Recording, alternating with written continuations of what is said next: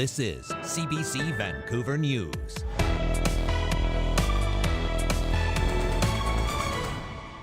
It can be done, it has been done before, but a lot of factors come into play. A complex mission to rescue a trapped orca calf has been temporarily suspended.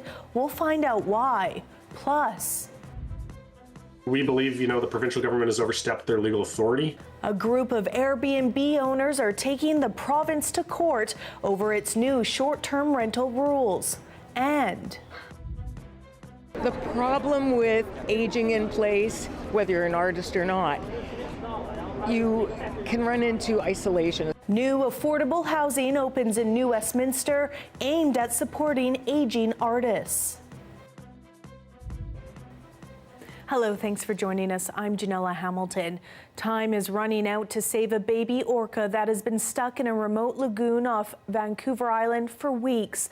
A rescue operation was underway today to move the calf into open water, but it was temporarily suspended. Our Yasmin Khanea joins us with the latest. Yasmin, why was the rescue called off? Janella, the Department of Fisheries and Oceans simply says the orca was not ready to be moved today. The rescue mission, unfortunately, unsuccessful. It started out around 5 o'clock this morning, involving dozens of people planning to use a massive sling to lift the calf out of the lagoon and transport it into open water. They had heavy equipment, including a crane, to try and pick up the calf and move her. Frustrating for the team when we're not successful today, but we're not going to stop. We're going to keep going. We used everything in our toolbox. This animal is extremely smart and learning very quickly, so we really only have had a few chances at this, and the animal has adapted. The 2-year-old orca has been trapped alone in the tidal lagoon near Zabalo since March 23rd, when its pregnant mother died. It's a very complex mission.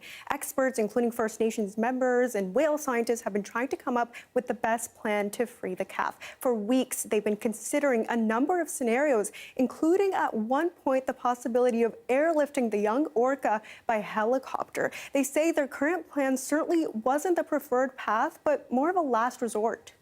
It's something that we wish we didn't have to do because it's obviously very stressful for the animal and it can be dangerous.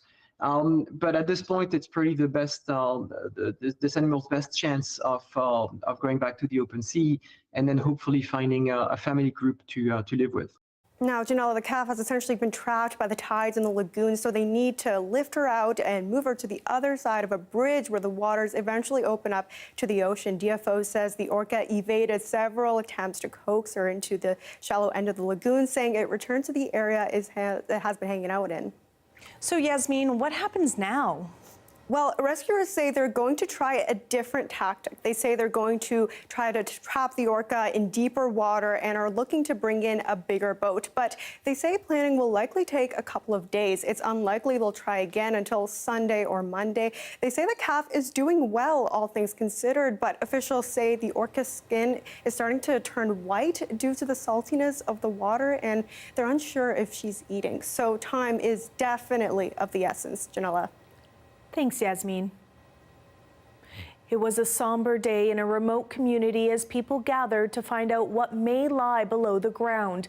A search of the grounds of 2 former residential schools has raised questions and reopened deep wounds. The CBC's Indigenous reporter Jacqueline McKay traveled to a housing on the west coast of Vancouver Island. 2 former residential schools, only accessible by boat, were located on a Hausut territory, here on these islands. A Hausut Indian residential school ran from 1904 until it burned down in 1940. Christie Indian Residential School opened in 1900 and was one of the last schools to close in BC in 1983. Somebody decided our parents weren't going to be good parents. How dare they?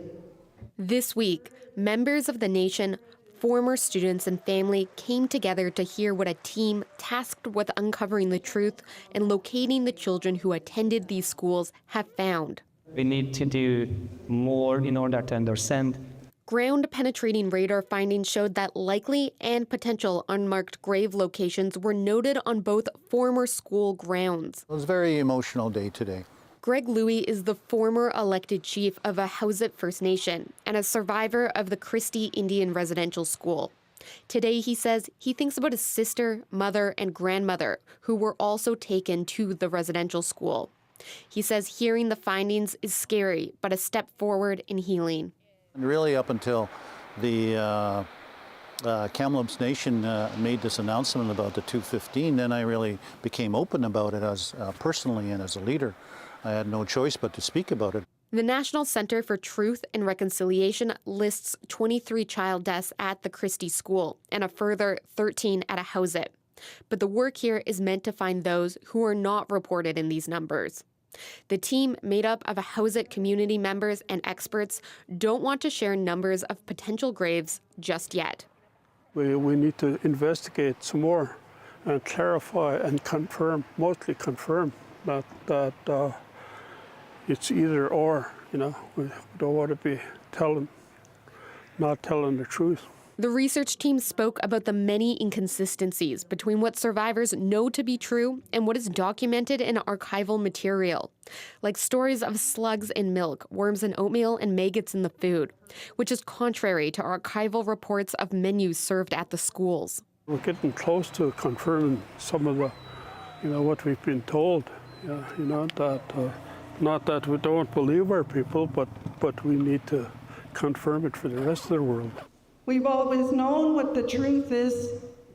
Anne Atleo, the residential school research project manager, says they have more work ahead of them.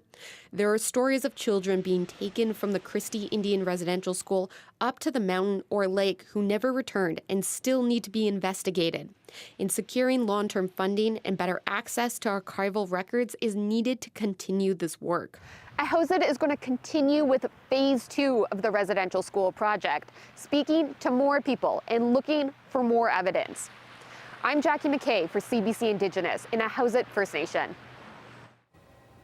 This coverage can be upsetting and invite painful memories or feelings. If you or someone you care about is looking for support, you can call the National Residential School Crisis Line at 1-866-925-4419.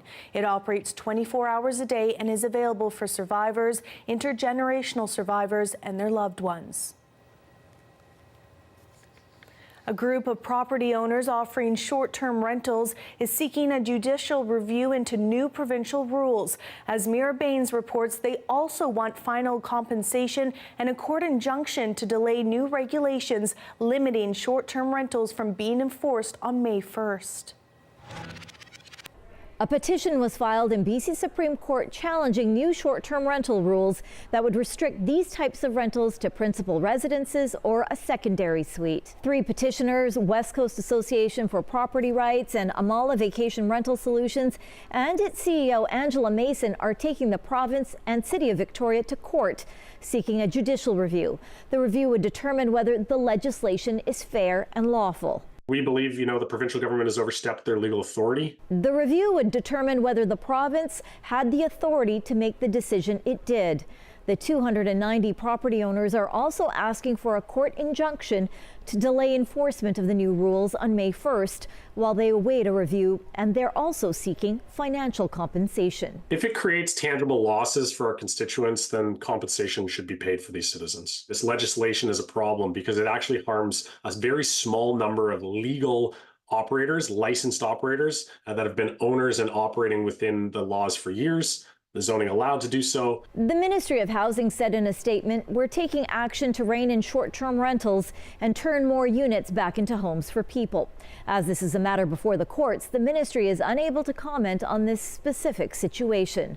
The City of Victoria says its lawyers are reviewing the petition. So far, no court date has been scheduled. Mira Baines, CBC News, Vancouver.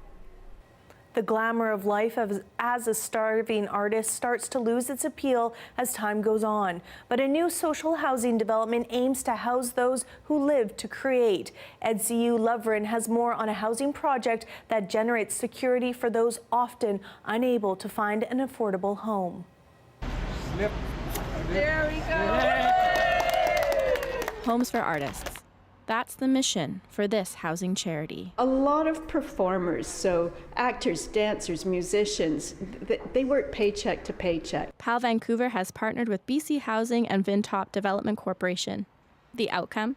66 units of affordable housing for working and retired artists, many who are seniors. It's remarkable because the problem with aging in place, whether you're an artist or not, you can run into isolation. Ellie O'Day lives in the PAL Cole Harbour building, an existing home for artists in the downtown core. She says this housing model fosters community. So we come together and we make our family. And we have an opportunity by living together to collaborate. The mix of studio and one-bedroom units range from $800 to $1,350 a month. Applications are available on PAL's website, and already there's a lot of interest. We haven't had any move-ins yet. We will by the end of the month. It will take a couple months, probably 3-4 months, to get it fully tenanted. It takes a lot of visionaries to create social housing, and it is only achieved with a lot of hard work by too many to adequately thank. PAL Vancouver started nearly 20 years ago. Its first project was an 8-story housing and theatre complex. But demand for spots in Cole Harbour well exceeds supply. Like we do at Cardero, our Cardero Street building, at any given time we have 100 people on our wait list. Some people on the Vancouver waitlist may qualify to live in the New Westminster project. If there weren't places like this for them,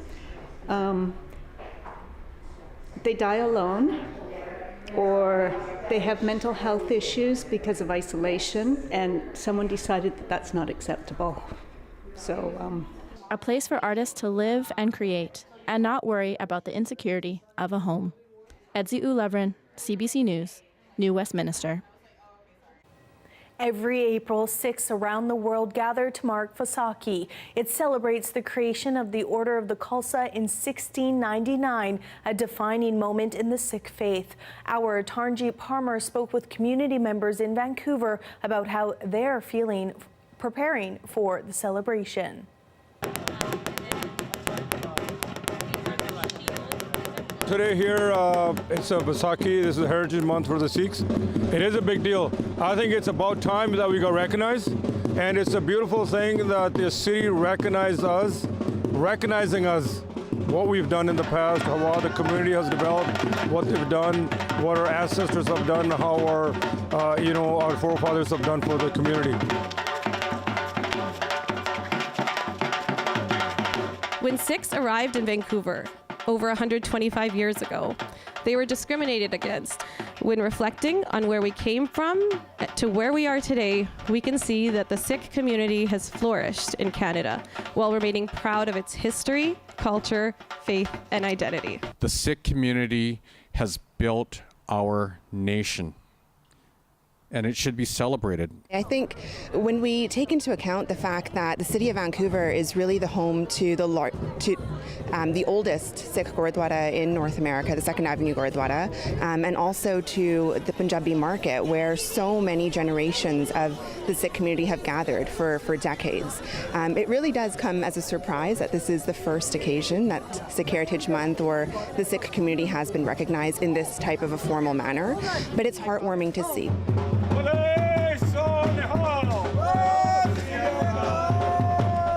We're the legendary Sikh riders. We're actually, when in 2000, when the Sikhs were given the rights to wear a turban and ride a motorcycle, our main goal is that we hold our identity what our gurus gave us.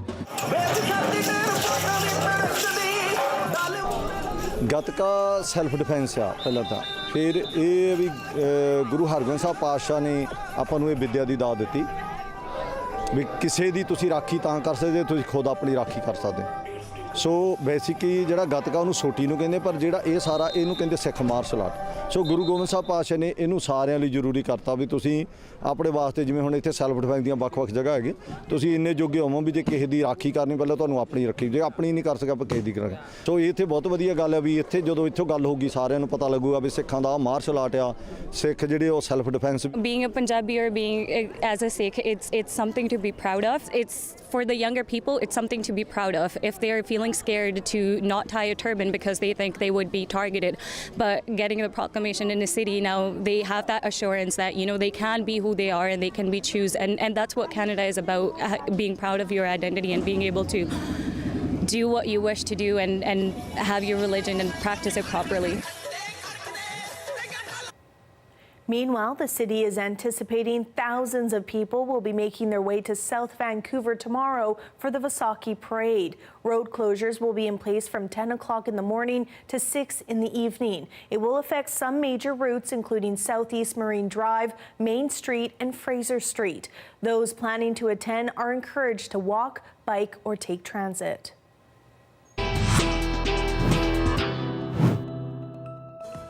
Coming up, the province is investigating BC's clean energy grant process following allegations of a conflict of interest. We'll have that and more when we return.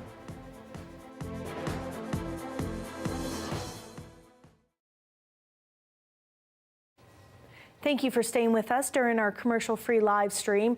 Residents who worried that a sailboat frozen in the St. John River would end up at the bottom are now saying, "I told you so." All that remains visible of the 13-meter sailboat are two masts above the surface of the water. Now, Transport Canada has given the owner until the end of the month to remove it or face fines. Our Mia Urquhart spoke with one nearby resident. So I'm going to start by asking you what your initial concerns were for the boat that's now on the bottom. Well, some environmental concerns for sure with the fuel and so on, but more of a safety concern. If anything happens there, if the fire department here, we can't do anything on the water or on the ice. It has to come to shore before we get involved, and that would take a while for other fire departments to do that. So when it comes out of the water, it'll be a sigh of relief for us for sure. Locals probably know that it's there, but what happens when other people start moving back into the community for the season? One of the first things they'll do is put their jet ski in, or their little boat, or maybe a bigger boat, and if they don't see it, they get a little close. If they do see it, they're going to kind of get curious and check it out probably. So that probably won't happen for a few months, so hopefully things can get cleaned up before then. And do you hope that the officials and maybe boat owners have learned a lesson from this? What would that be? I would hope so. Never take this river for granted. It's a large body of water. We're blessed to have it in our backyard. But as far as leaving something in all winter, you can't leave an ice shack on the ice without being harassed if you do leave it on. So how can you not leave a boat there?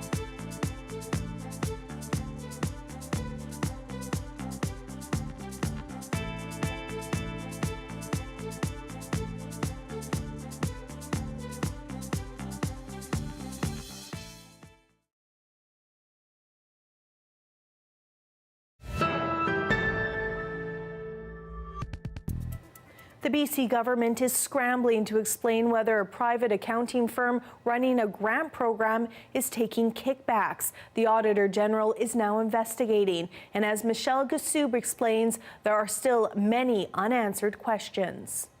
There's a controversy that played out in the BC legislature this week that's getting a lot of attention.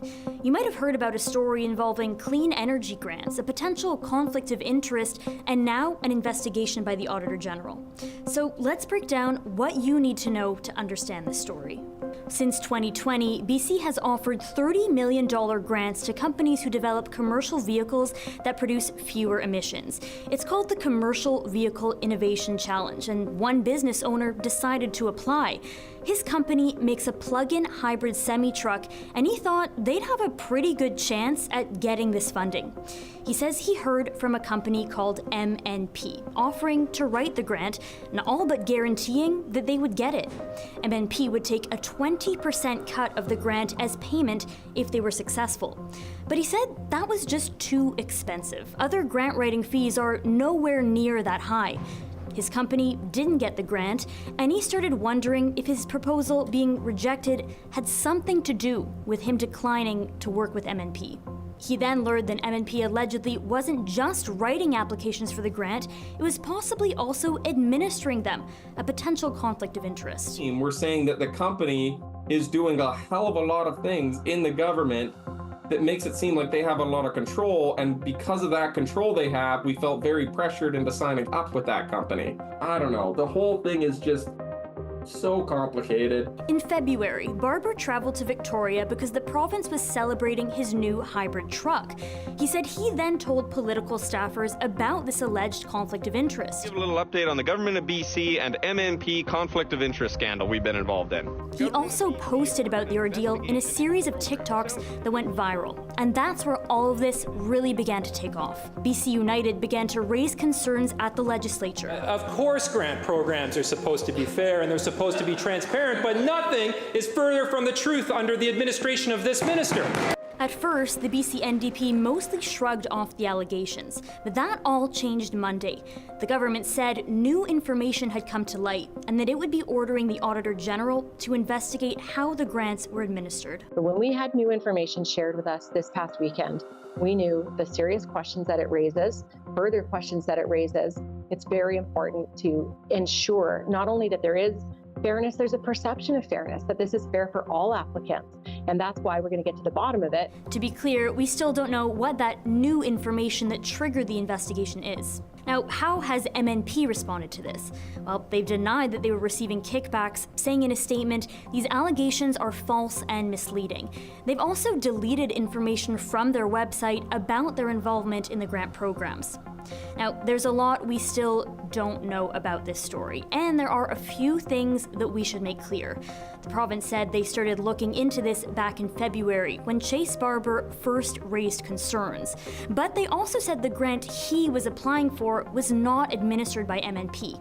That being said, if the government is now ordering an investigation, it means they have information that is concerning to them. For now, we don't know how long this investigation might take and when exactly we might learn more. Michelle Gassoub, CBC News, Vancouver. Here we have a shot of BC Place lit up in saffron and blue for Sikh Heritage Month. Darius will have our full forecast coming up next.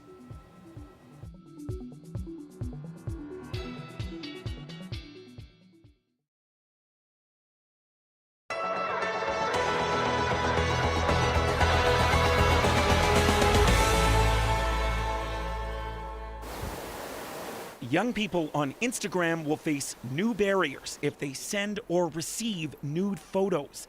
The idea is that temporarily blurring images can prevent abuse and blackmail. But child advocates say Instagram's parent company Meta isn't doing enough. It really seems like a Band-Aid approach, and the responsibility still rests with kids to keep themselves safe, and there's just so much more these platforms can be doing. If the app automatically detects a nude, it will prompt users to tap an extra button to see or send it. If they do, the image goes through. In a statement, Meta said nudity protection will be turned on by default for teens under 18 globally and will show a notification to adults encouraging them to turn it on. Experts point out users can just go elsewhere. They're going to go to other platforms like Snapchat and Wiz that don't have these kind of current safeguards or regulations, and they're going to start using those platforms. And there's concerns about how automated detection would work because AI can make mistakes. Including through sort of a discriminatory overreach into some types of conversation and not others, or sort of a discriminatory approach to content moderation and what images come down or what conversations come down and are flagged and which ones are not. It's not clear when these features will take effect. Meta has said it's testing them, but researchers point out there's no accountability. There's no need right now for them to share the data. How effective are these measures? They will 100% be collecting that data, but they don't have to share it with anybody. One thing isn't blurry. Anyone of any age isn't blocked from sending nudes on Instagram because the app doesn't require proof to say you're old enough. Anis Hidari, CBC News, Calgary.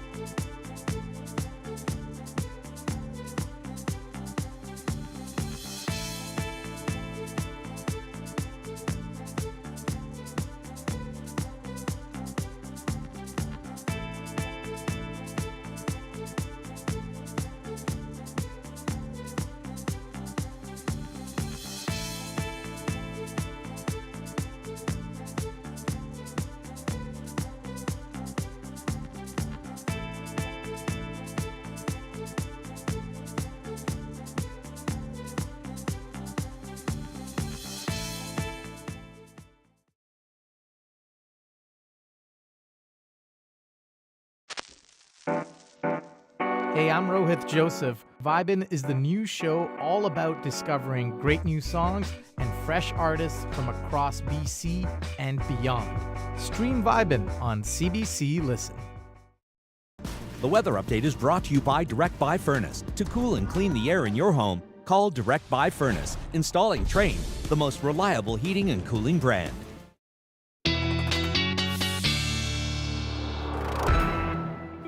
Darius Madavi joins us now with a look at our weekend weather. Darius, what can we expect? Sun, lots of sun. That's pretty much it. Temperatures coming up, rain going down, pretty much nothing, or not coming down, I suppose, staying up there. No precipitation to speak of, really, unless you're in the northwest or on the north coast. Then we get a little bit early next week, Monday, Tuesday. Maybe we get a little bit of something in the valley, as we'll see. But overall, really, we're just going to be watching for how much cloud exactly makes its way down. Whatever does come down will be pretty short-lived. We see a little bit coming over some parts of the island, maybe making its way to Vancouver late tomorrow. But again, maybe an hour or two of a little bit of cloud cover, not nearly as extreme as what you're seeing here. This is just going to be really just there'll be lots of breaks in this cloud. It's not this continuous mass of cloud. So again, on Sunday, where this model is showing we get a little bit more cloud throughout the day, I'd say this is going to be very sporadic. I wouldn't expect too much at all. No serious overcast cloud coverage, nothing like that, until we get into Monday, when we get some more cloud building in, some of those showers early morning in the valley, maybe carrying into the afternoon, maybe a few of them breaking into some of the higher elevation parts of Vancouver, but I wouldn't expect to see really much at all. So pretty calm weekend and early next week ahead. Not really too much at all, except for those temperatures. This is going to be the big weather story.